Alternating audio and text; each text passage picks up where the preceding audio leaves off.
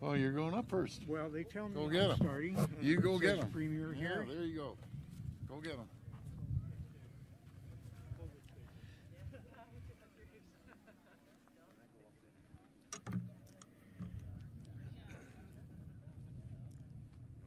Welcome, ladies and gentlemen. It's my great pleasure today, on behalf of the Shaw family, to welcome you all here for the 175th anniversary of their arrival in this country. We're particularly delighted that Premier Ford is able to join us today. The agenda will have a number of short remarks by various people, but I'm just going to set a little bit of context about what 175 years means. It's really just a number, and if you say a century and 3/4, it sounds longer. However, when the Shaw family arrived in Canada in 1847, they didn't arrive in Canada because there was no Canada. Confederation of this country didn't take place until 20 years after John and Barbara Shaw arrived.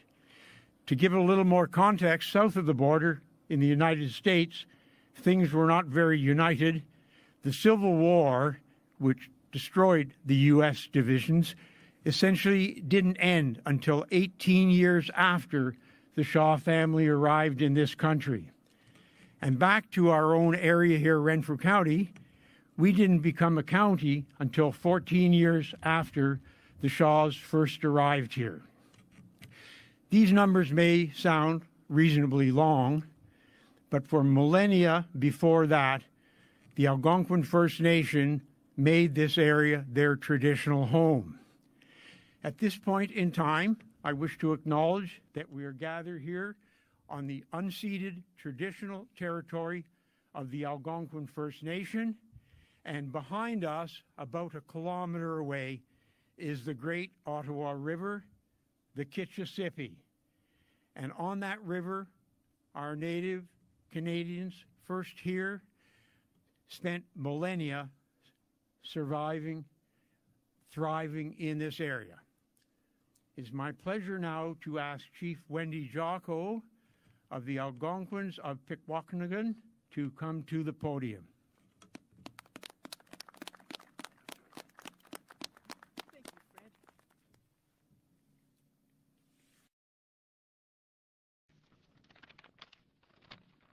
Dear friends, Shaw family, Premier Ford, honored guests, Pajashin, Kakina, Tanizieg, Nongam, welcome and bienvenue to everyone here today. Anishinaabe akin ate awaso kikanawadichikan. This land we're upon is the traditional territory of the Algonquin people. It's a great honor and a pleasure to welcome you to Algonquin territory, which has been blessed by the Creator with many gifts, particularly our magnificent forests filled with an abundant variety of tree and animal species. I would like to begin by thanking Herb Shaw and Sons for the invitation here today to join you on this special occasion to celebrate your 175th anniversary. 1847 seems like such a long time ago. That was 20 years before my great-grandfather was born, Paul Jocko. He was born in 1867. Herb Shaw and Sons was established 26 years before the establishment of the Golden Lake Indian Reserve, Band Number 39, now known as the Algonquins of Pikwakanagan First Nation. Algonquins were encouraged to leave their traditional hunting grounds to make room for the logging boom and migrate to the only reserve in Ontario within Algonquin territory. Some took that opportunity to move and some did not. They remained on the territory to live as they always did, hunting, fishing, and trapping. Herb Shaw and Sons has employed many people over the 175 years of operations, including many Algonquin and Indigenous peoples, including my own father. I've heard many stories from my father of working in lumber camps, and he started when he was only 12 years old, working for $1 a day. Stories of challenging work, laughter, campfire meals, and burning their long underwear in the spring, including log drives, which claimed many lives, unfortunately. During World War II, my father joined the Forestry Corps and was posted to Scotland, where he helped during the war effort. And I understand that Herb Shaw and Sons also hail from Bonnie, Scotland. It is a beautiful place, and I did live there for 10 years myself. I've seen the Scottish Highlands, which is remarkably similar to the Ottawa Valley. The logging industry has transformed quiet Algonquin villages with modern birch bark dwellings and businesses we know today. The logging industry has contributed to the population increases, cultural and economic growth of Ontario. The Ottawa Valley is a beautiful part of Algonquin territory in which to live, work, and raise a family. I look forward to hearing more stories of your 175 years of successful operations. Congratulations to this incredibly special occasion. Miigwech, thank you, merci beaucoup.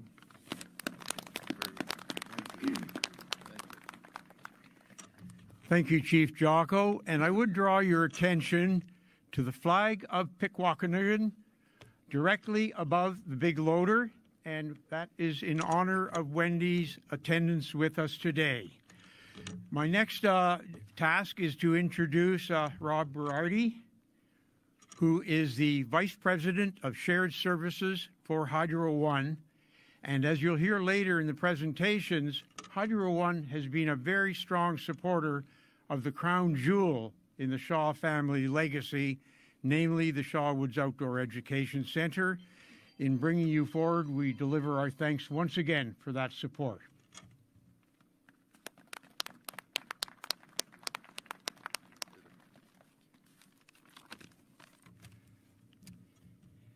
Thank you, Fred. I'm thrilled to join you here today on behalf of Hydro One to take part of this incredible milestone. It's both a privilege and an honor to be here. Ontario businesses are the backbone of our economy. They create jobs in the communities they operate in. They attract investments to the regions they serve, and they provide goods and services we all depend on. The demand for clean electricity is expected to grow significantly over the next decade. That's why we are making timely strategic investments that will benefit all our customers now and into the future. That includes continuing to purchase wooden electricity poles to renew our aging infrastructure. We know this would not be possible without the support of Ontario's forestry sector.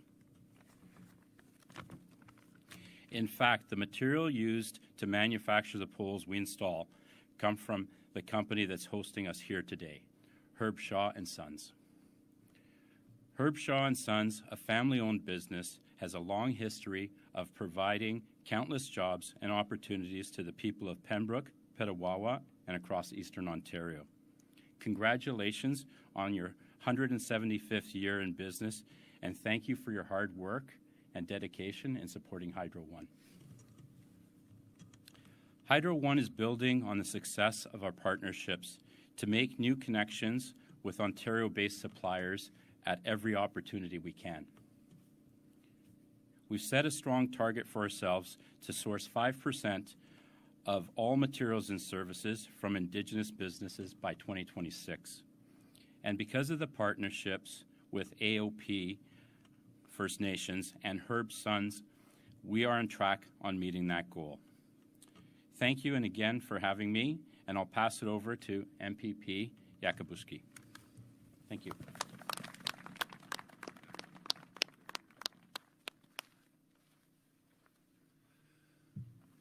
Well, thank you very much, Rob, and thank you everyone for joining us today. It took 175 years to plan this event, so I'm glad you're enjoying it.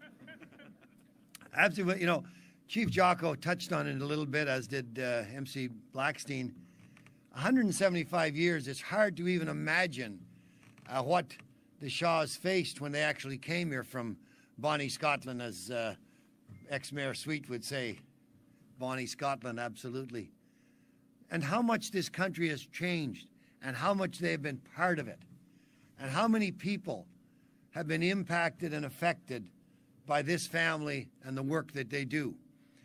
And I say that the crowd that has joined us today is a testament to the feelings that the people of this valley have for the Shaw family and the work that they have done and the impact that their business has had on so many families over the years.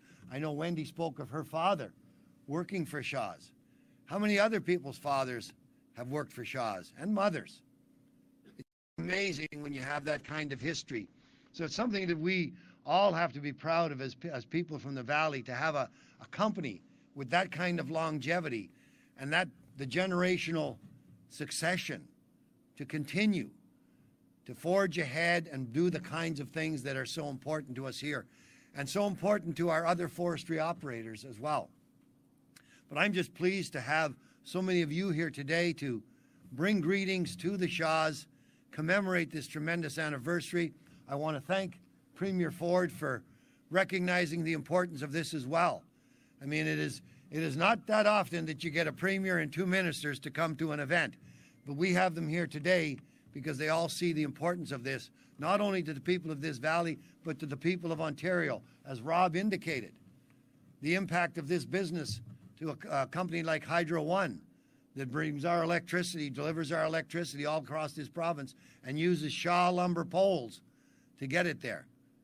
I don't think it can be overstated, the tremendous contribution. And I've had the pleasure of knowing this family over the years, as did my father.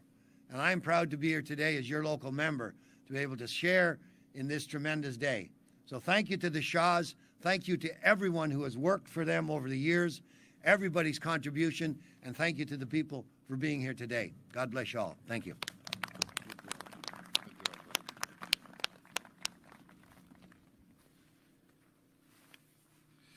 Well, good afternoon, everybody, and thanks, Yak. It's great to be here on your turf. Just another job you haven't done, Yak.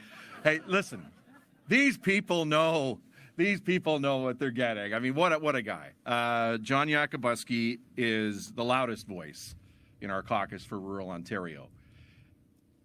That's his tone and everything else that goes with it. But he's a great champion for rural Ontario, particularly the area that we find ourselves in here today. And thanks for arranging the weather, Yak. This is a beautiful, beautiful day here in Petawawa/Pembroke. We're close. It is great to be here with Premier Ford, and I want to offer my sincere congratulations to Herb Shaw and Sons on the outstanding achievement of 175 years in business, and knock on wood, many, many more in the future.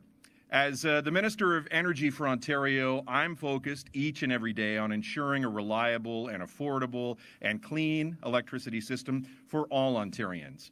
And after more than a century of use, wood utility poles are still the industry standard, allowing companies like Hydro One, as Rob said, to build a grid that can withstand the impacts of extreme weather, improving power resiliency and reliability for customers.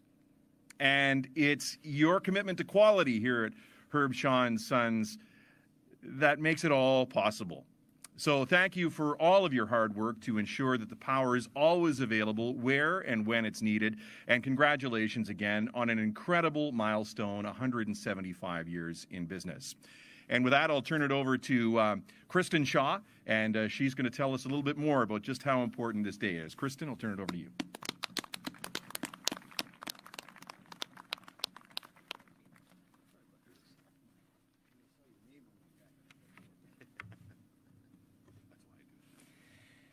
When it comes to giving speeches, I'm no politician, so please bear with me as I try to hit this out of the park. Thank you, Honourable Todd Smith, for that introduction, and thank you for all the speakers who not only took the time to be here today, but to also speak on behalf of business in Ontario and to celebrate the long-standing business, our business, from here in Ontario. Thank you also to MPP John Yakabuski. You're a man of the people. Thank you. I'd like to thank those of you who made it a point to be here today in honor of the 175th year that the Shaw family has proudly been doing business in Canada, proudly been doing business in Ontario, and proudly been doing business in the Renfrew County, specifically at Lake Dory, the place where roots run deep for this family and continues to be a special place, as it is now the location of the Shaw Woods Outdoor Education Centre, which has welcomed over 4,000 students annually over the past 12 years. It prides us to be able to share and to promote outdoor learning and to allow young people the chance to experience nature. The hope is that the impact of nature will be far-reaching. As mentioned, our roots run deep at Lake Dory. It is the place where it all started for this family and this business over 175 years ago. And today we want to honor these roots, our forefathers, my father and current working generation, and to speak about the future. The farther backward you can look, the further forward you can see. It is very important to know where you come from, to know where you're going. It was opportunity that made John Remington I decide to leave Inverness, Scotland, and drop roots in the Upper Ottawa Valley in 1847.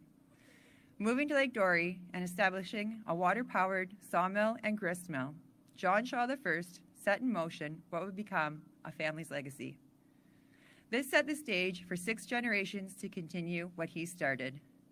The great abundance of natural resources in this area has allowed us to harvest timber and continually grow as a company, all because of the decision he made to move his family to what was then a rugged Ottawa Valley. The abundance of natural resources and the controlled manner in which harvesting has taken place over our 6 generations has allowed us to work some of the same areas a multitude of times, with generations of harvesting in these areas still to come.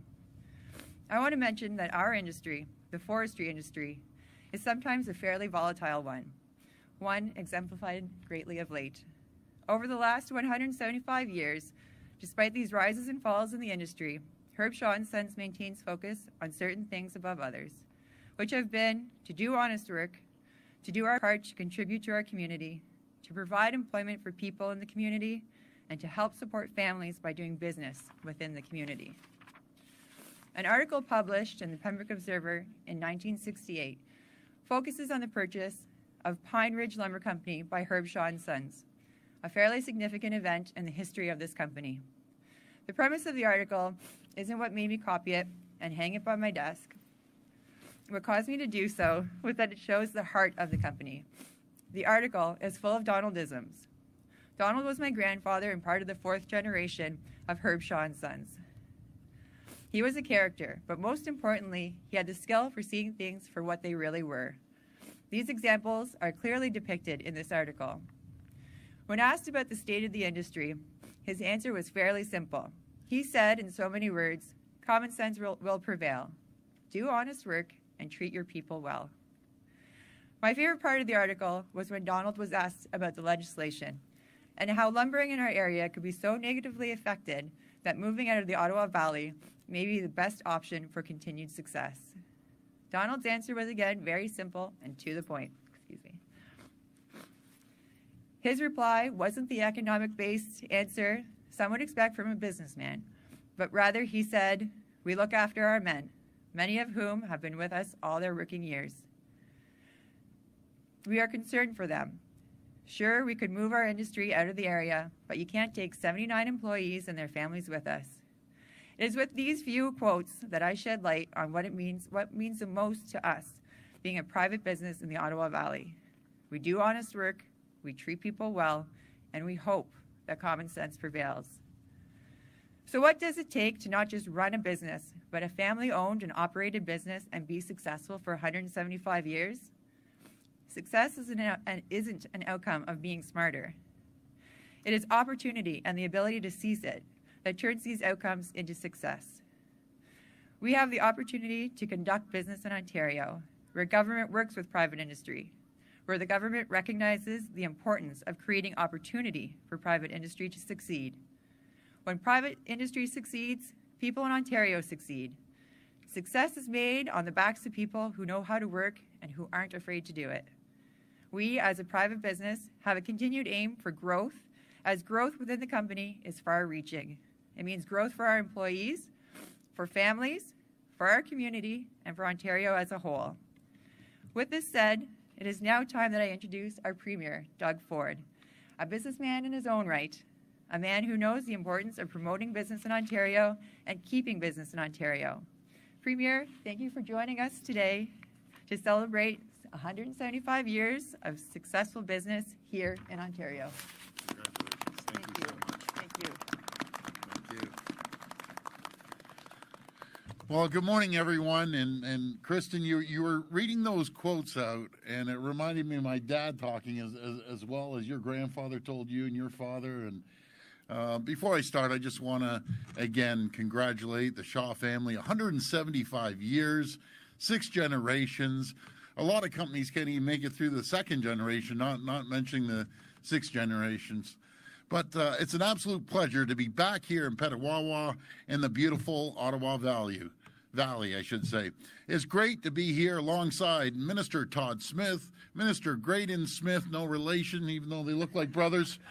And we got the whole Smith clan down at Queen's Park. I think we have 5 of them or 4 of them. And PA Rick Breeze and the one and only MPP John Yakabuski. I'll tell you, I'm going to tell you a little side story. He has been on to me every single day for last year about coming here. And when John speaks up, I'll tell you, everyone listens. He's a great guy. He's probably one of the most loved people down at Queen's Park, almost as loved as he is in this community. And, you know, you talk about 175 years. I was thinking that's when you first got elected, Yak. And we affectionately call him Yak. And I know Yak's family has a huge history here. I don't need to tell you that there is no bigger champion for Renfrew County than John is down at Queen's Park. I also want to thank Rob Berardi. Thank you, Rob, for coming out here, doing a great job at Hydro 1. Fred Blackstein. Fred, thank you for being our host, too. And Chief Wendy Joko. Thank you, Chief, and thank you for everything that you do. Jocko, I should say. Kristen Shaw, well, we just heard from Kristen, and Mayor of Petawawa, Gary Service, Mayor of Pembroke, Ron Jervis, I should say, Warden of Renfrew County, Peter Eamon, and the entire team here at Herb Shaw and Sons Lumber for hosting us here today. As you heard, Shaw is a huge provider of many of the hydro poles used around the province, and they're absolutely world class. They've been a staple in Petawawa, providing good jobs and building this community, again, for 175 years. That's an exceptional achievement, and we're so proud of their continued success and their role in building Ontario. Shaw is a major part of our government's historic effort to build up high-speed internet access right across this province, which is on track to bring reliable broadband internet service to every community in Ontario by 2025. As we work towards building all of Ontario for the future, we're investing $4 billion towards achieving that goal, the largest investment in connectivity infrastructure in Canadian history. And the results of this commitment are already being seen in communities throughout Ontario. Just this past August, we signed agreements through the Accelerated High-Speed Internet Program with 8 internet service providers, companies, to bring improved access to up to 339 municipalities across Ontario. These municipalities were previously unserved or underserved in terms of online connectivity. And that means they didn't have access to the same opportunities that everyone in Ontario deserves. That's not acceptable, and we're fixing it with no delay. This is important for people and families in rural Ontario, but it's also massive for the many businesses that operate outside the big cities, because as so much of the global economy is moving online, we're leveling the playing field for all Ontario businesses to compete on the world stage.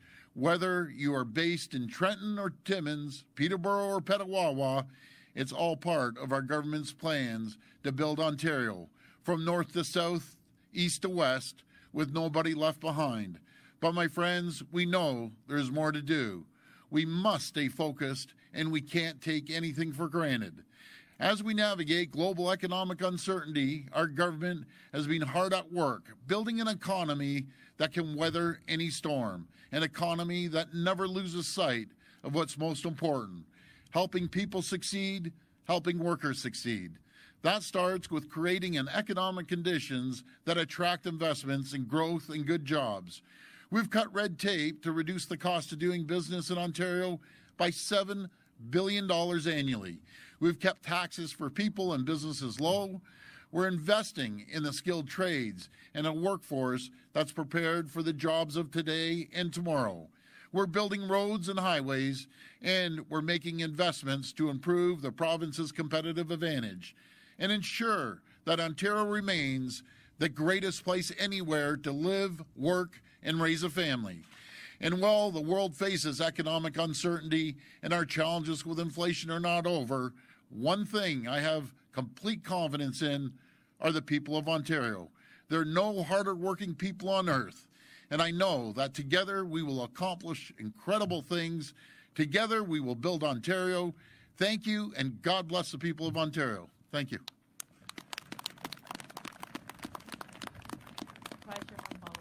Okay.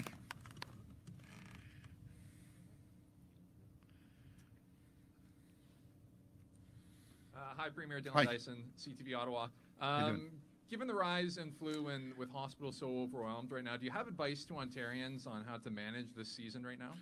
Yeah, go out and get your flu shot. That's the most important. I had a great conversation with Alex Munter over at CHEO. We're almost doubling the ICU capacity, pediatric ICU capacity. And again, I gave him a shout out every press conference. I'm going to give him. We're so blessed and fortunate. We have a leader like Alex, thinking outside the box, coming up with great ideas. So go out there. If you haven't got a flu shot, go get one. And to follow up, given the near impossible task of finding cold and flu medication in pharmacies, does the province have a plan to reassure families, parents that they can get medication when they need it? Well, the medication, that falls under the federal government. I know they're trying to do everything they can to bring medication in from the U.S. The problem was the labeling. Sounds crazy. I'm a label guy. I would have been having labels on there. But, you know, if we can get it in any language, it doesn't matter. The most important thing is getting the medication up here. So the federal government has to continue working with the pharmaceutical companies on that. Great, thank you. Thank you. Premier Ford, Katie Nicholson with Hi, Katie. CBC National News. We are in Renfrew County. This Yes. was where that triple femicide happened in 2015. We're coming up on the 6-month mark of the inquest that made 86 recommendations, many of them to the province. I wonder if this is a good time for you to maybe speak to the province's commitment to meeting some of those recommendations on intimate partner violence. Well, you know, something that's unacceptable, any intimate violence within partners, and we're always there to help the community. And I know, John, you've been close to that, and if you want to come up and say a few words, you're welcome to, or by all means.